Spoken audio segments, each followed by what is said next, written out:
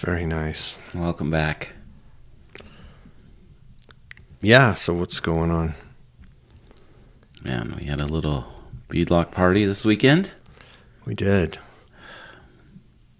Beadlocks. I feel like I fell down a couple flights of stairs.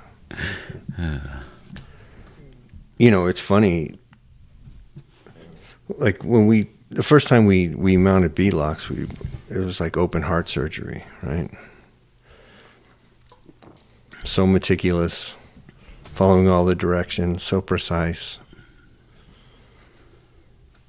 Now it's like a Civil War field limb amputation. It's just like throwing it back together. Quick and dirty. We didn't clean a bolt. We didn't do anything. No. But this little guy. Oof. Show and tell. Show and tell. I hope that's on camera. Yeah. Surely it is, yeah. I don't know who makes it. It's definitely on the audio. Manual tire bead breaker. I bought it off Amazon. Worked great. Man, it is. Never heard any good things about these. Only bad stuff. If you read the directions and use it how they say to use it, apparently it works. Man, it was no problem busting beads today and yesterday with it. And it was great. If you guys don't have one and have to do these, I would highly suggest it. I got the one that says up to 42s. I don't think it was over $60. But yeah, it was handy. No more using the cherry picker engine hoist to do it. So what we did this weekend, and this first time for me, is I've got a set of tires that's great on the outside, nice and round, but they're still like new and square on the inside, and it's looking kind of weird. So we flipped them. And I run the Treps, and they're directional, so we had to flip them on the wheel and side to side. But it's kind of crazy. It's like having a new set of tires almost. Sure is. And you don't really notice it till you really pull them off and look. Right? Even in the picture, you can't really tell. So, Well, I'll post some pictures where you can definitely tell. Yeah. It's going to be interesting to see what that does. Having new tires basically on the outside. Yeah. I'm excited. All right. So, we recommend. Get them all over the place. Harbor Freight, Amazon. I think someone else makes them. I don't know. They're good. Worth every penny. You know what else I bet is worth every penny is a tire machine. Yeah, that's probably true. So what do we go? We got gone. We're going down to the Caballo area for the Ugly Ears Offroad Easter event. Annual Easter thing. 7 years running. Has it been 7 years? Yeah. Wow. So we're going to go out and do that. We're looking forward to that. Last year was the, what did you guys call it? You guys did the... No, that was something different. Oh, that wasn't it? That wasn't during the Easter one. That was Thanksgiving. Oh, that was Thanksgiving. Oh, yeah. Do you remember what last year's was? I don't even remember. No. I can only go back to Thanksgiving, apparently. It's as far back as I can go. That's pretty good. Oh, hey, and it's Jason's birthday. Yeah. Happy birthday. Woo! It was a good birthday. Yeah. Did beadlocks, and now we're doing a podcast. Hey, look, I'm not saying you don't look good, but I don't think you look good for 29. A little rough. Yeah. Those were the days. And then we're going to Farmington. In like 3 weeks. Yeah, 2 weeks in Caballo and 3 weeks in Farmington. So that should be good. We don't really have any concrete plans at Farmington other than who we're going to meet up with down there. Have you flipped your tires? 2 of them, at least. I vaguely remember it. Yeah, when we put the rear axle in, and I had to bust them off for the change of rims. That's when we did, because we flipped those. The fronts haven't been flipped. I mean, I've never really talked to anybody about it. No. But I assume everybody else is doing the same thing. Probably should be, if not. That's a pretty big wear difference. Look for the pictures. He'll post them. It's crazy. Yeah. Let us know. Yeah, let us know if you've you done guys it. do it. If it's only a sticky thing, or if you rotate front to back or side to side. Directional is definitely maybe a little bit tougher. Yeah. But yeah, so squeezed one more whatever out of those beadlock rings. They're pretty rough. Yeah, end of life is coming quickly.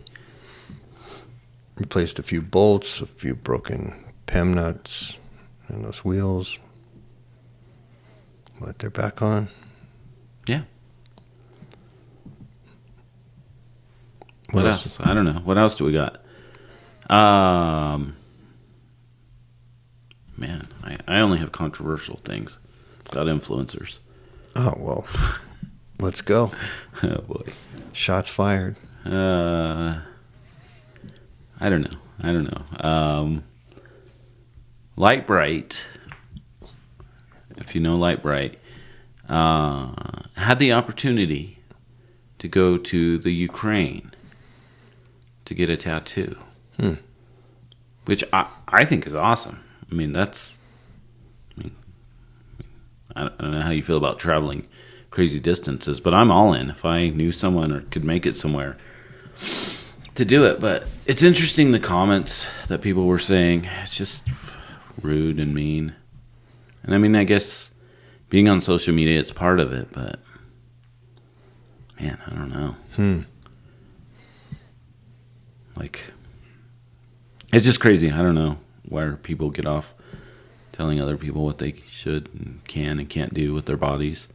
Not that I'm a big fighter for either thing, but I mean, I think it's cool. I wish I could put something together and go somewhere. There's a guy in Japan that I'd like to go back and see.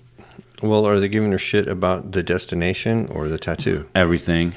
Man, why are you going to Ukraine when there's a war going on? Blah, blah, blah. Why would you do that to your body? You're beautiful. You've ruined it with a tattoo. That kind of stuff. The normal stuff, right? Like, I don't know. Yeah. Well,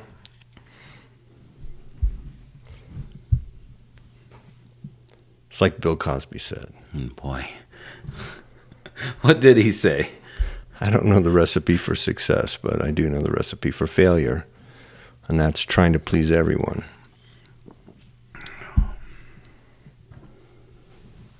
I'm not sure I can get behind him. And I think the line that followed it was, "Here, have a drink." So anyways, yeah, so I don't know. Whatever. You can, if you want, go check out my comments on there. Well, I mean, social media is just a breeding ground for shitty comments, right? Keyboard cowboys. Yeah. It's part of the landscape, right? Yeah, I like the comment you had on yours that you told me about earlier. Yeah, that was funny. I guess you posted a good picture of a picture of your Jeep where you can see the Maxxis on it clearly.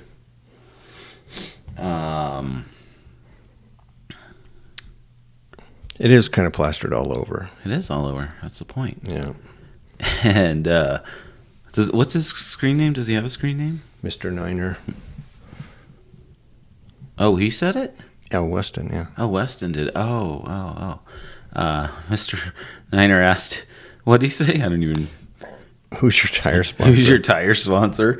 Yeah, that's great. I mean, I guess it's working, though. Yeah, I think, we're lucky. Most everybody's pretty cool to us. We don't get a whole ton of shit. Very little, really. Means we're not good enough influencers. Well, we do have you know, a couple guys that really hate the music on the long form videos, the crawling videos, but we don't get to choose that. You know that, right? I mean, we get to choose a little bit of it, but yeah, we don't. We're too not cheap. paid, We're too cheap to pay for music, so we just use all that weird dad rock off of YouTube that they give you for free. yeah, if it's free, we're in. I don't even know if you can pay for Yeah, you can. better music. Yeah, you can license better music. Yeah, well, that seems silly. I mean, I don't know. Maybe we should take the comments though. What else? Got those things coming up. That'll be April for us, which will be good. We had some friends that kicked ass in Mason at We Rock. Yeah. Ernie and Christian. Took second. Yeah, they're on the podium. Number one in my heart, though. Kevin and Caitlin were on the podium. Number one in my heart and number one on the podium. And we had some other friends that were out there giving it a go. Yeah. You know, so man, I have tons of respect for the folks that compete in We Rock. It's such a cool event. If you haven't been able to go and check one out as a spectator, highly recommend it. It's really cool. Yeah, it gets crazy. I mean, you'll probably guaranteed you'll see a roll, right? That's fun. But man, just the things they're able to do, and especially once you learn a little bit about it, kind of how the penalties work and the time and the cones and everything like that, it's really cool. And just to be able to drive like that and have a spotter that's helping you, and man, it's just cool. It's really cool. If you're into rock crawling. Yeah, if you're not in rock crawling, it's probably not great. Yeah. What else? I don't know what we have. We're going to 4-link your TJ and go full hydro this summer. Getting closer to getting that done. Allegedly. I'd like to thank Creepy Crawler Cole for helping me out with that. That's creepycrawler4x4.com. Both of those. Check him out if you need parts. He's got a great website. I almost have all my PSC stuff. So getting pretty close. And some ORIs, and then it's about time. Yeah. I would say June. Somewhere right around June we'll start. I'll put depending on when we start in June, maybe 60 days. I don't know. We'll see. If not sooner. Maybe 45. Mm-hmm. Yeah, that's going to be fun. I'm excited. I'm excited to do that. It'll change a lot. I bring it out 2 or 3 inches. Full hydro is going to be big for me. It's been the biggest problem with my TJ. Is just the right-hand drive nonsense. And all the extra components and things not interfering with each other and just things all over the place. So, yeah, you know, I was certainly unfamiliar with it before I met you, but if you're not familiar with it, man, right-hand drive on those things it's pretty full. Yeah, I mean, like there's, you know, it's cool like to drive around. You can't see daylight if you're laying under that front axle and trying to look back. Yeah. There's so much shit under there. You know, they're cool to drive around if you're into that. They're really not that great to drive around. But man, making a rock crawler's definitely a challenge. So that's how it really started. So that 4-link in the back started because I had to move some things in the front, and I couldn't do it without 4-link in the rear, and just spiraled. Yep. Well, that'll be cool. Yeah, it'll be some work, but it'll be good. What else? I think that's all that's going on right now. Okay. Don't really have an interesting topic other than it helps when you guys suggest comments current events here and topics. That helps us give us some other things. We've just been busy. Been busy with work, and then our trip was big, right? Running out to Sand Hollow, and then coming back and going to Katimsi and Wolf Caves and Mason, and then just getting back and having to get back in the swing of things. And right, we just have some maintenance to do on the Jeeps, and but I think we're back in the swing. We'll do this. This will be a great break for April. Down south and then in Farmington. I think both are going to be great. And then any plans for May? Do we know May? Is there anything going on? Probably Caballo. Probably Caballo. Okay. Pre-run the Chili Challenge trails and start getting ready to do that. Alrighty, looking forward to Chili Challenge and getting ready. October's going to be a busy month. It always is. Yeah. All right. All right, that's what we got. That's all the news that's fit to print. Yeah, comment. Give us some topics. Share, like. Let's see who's going to be the first commenter. See if someone can beat Kevin out. I saw Jeremy beat him out on the last one. Thanks to Matt for reposting on Instagram that the podcast was out. I do agree. I think we try to take a lighthearted approach to some of these things. We have our opinions, but I think for us, we really like sharing things and getting it out there and finding out what other people think.